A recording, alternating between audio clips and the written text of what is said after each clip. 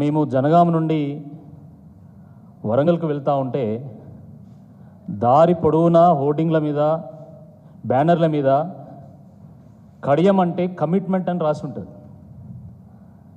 కానీ వాస్తవానికి కడియం అంటే కమిట్మెంట్ కాదు, కట్లపాం అని నిన్న రుజువైంది. ఇన్నాళ్ళు ఈ కట్లపాము కాంగ్రెస్ బొక్కలో దూరి జాక్కున్నది. కట్లపాము ఎక్కడున్నావమ్మా అంటే నేను ఎక్కడున్నానో గక్కడనే ఉన్నా అని చెప్పి తిక్క సమాధానం చెప్పింది. అచ్చా ఇంత పనికి వస్తావా అని చెప్పి కేటీఆర్ గారు పచ్చగడ్డి వేసి మంట పెట్టి పొగబెట్టి అష్టదిగ్బంధనం చేసిన తర్వాత కట్లపాము నువ్వు ఇప్పుడు ఎక్కడున్నావమ్మా అంటే నేను కాంగ్రెస్ త్వరలో దాగి ఉన్నా అని చెప్పి నిన్న కూని రాగం తీసింది. ఆ కూని రాగం ఏందో మీరు కూడా ఒకసారి వినండి.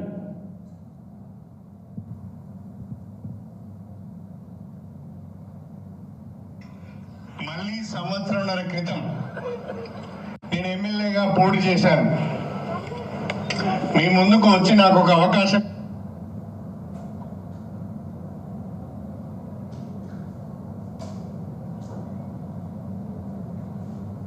ఇవ్వండి.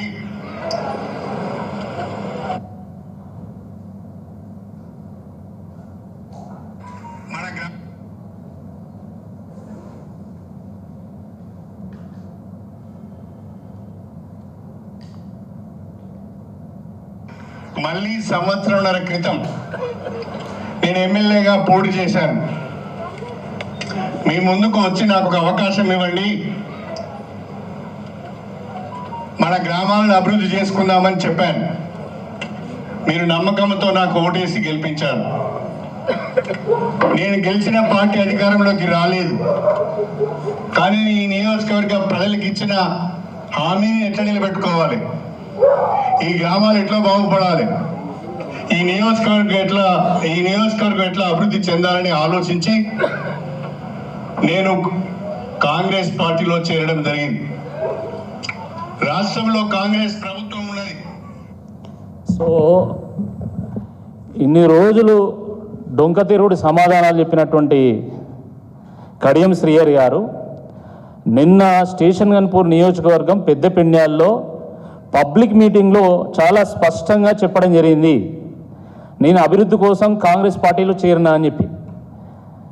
మరి ఇన్ని రోజులు నోరు తెరవనటువంటి కడియం శ్రీహరి గారు నిన్న ఎందుకు మాట్లాడాడు?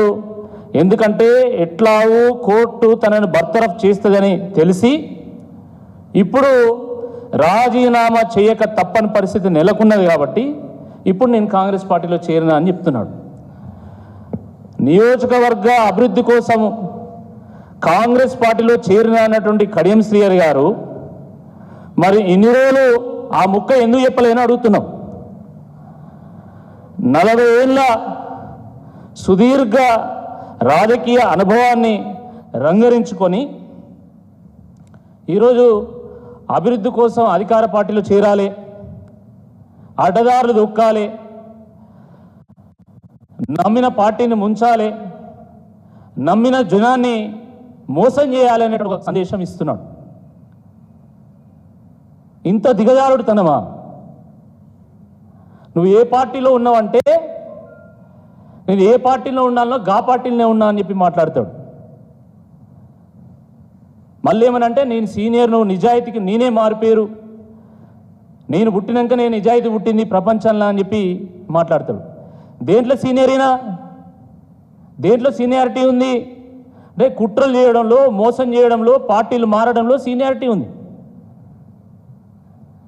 ఆ రోజు నేను అప్పుడున్నటువంటి పరిస్థితుల్లో బీజేపీకి రాజీనామా చేసిన తర్వాత ఒక నిర్ణయం తీసుకోవాలనుకున్నప్పుడు ఇదే కడియం శ్రీహరి గారు వచ్చి నన్ను బీఆర్ఎస్ పార్టీలోకి ఆహ్వానించడం జరిగింది. నేను చాలా గౌరవంగా ఫీల్ అయ్యాను. ఎందుకంటే ఒక సీనియర్ రాజకీయ నాయకుడు, ఒక ఉప ముఖ్యమంత్రిగా పనిచేసినటువంటి వ్యక్తి నా దగ్గరకు వచ్చి వారు పార్టీలో ఆహ్వానించారు కాబట్టి మనం కూడా అనుకూలంగా ఒక నిర్ణయం తీసుకోవాలని చెప్పి ఆ రోజు నేను బీఆర్ఎస్ పార్టీలో చేరడం జరిగింది. కానీ తీరా ఎమ్మెల్యే గెలిచిన తర్వాత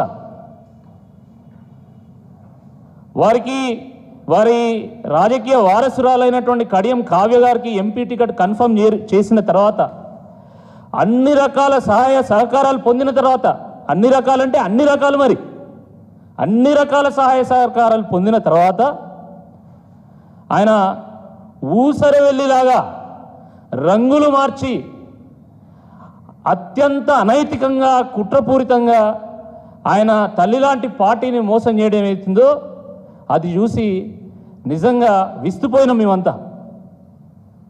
ఇంత ఘోరమా?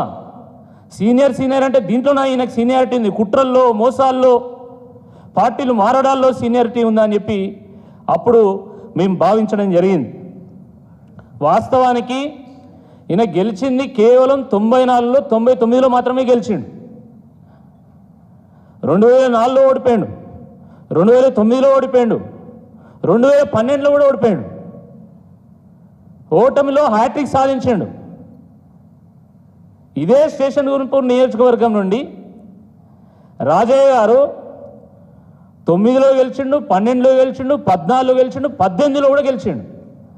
4 సార్లు గెలిచినటువంటి రాజయ్య గారిని కాదని కడియం శ్రీహరి గారి అనుభవాన్ని వినియోగించుకోవాలని చెప్పి కేసీఆర్ గారు ఆయనను పార్టీలోకి ఆహ్వానించి 2014లో ఎంపీ టికెట్ ఇచ్చి గెలిపించి దాని తర్వాత జరిగిన పరిణామాల్లో మళ్ళీ వారిని 15లో ఎమ్మెల్సీ చేసి 15లో ఉప ముఖ్యమంత్రి చేసి 4 సార్లు గెలిచినటువంటి రాజయ్య గారిని కాదని 2023లో ఎమ్మెల్యే టికెట్ ఇచ్చి గెలిపించి అటు పల్లా రాజేశ్వరరెడ్డి గారు ఇటు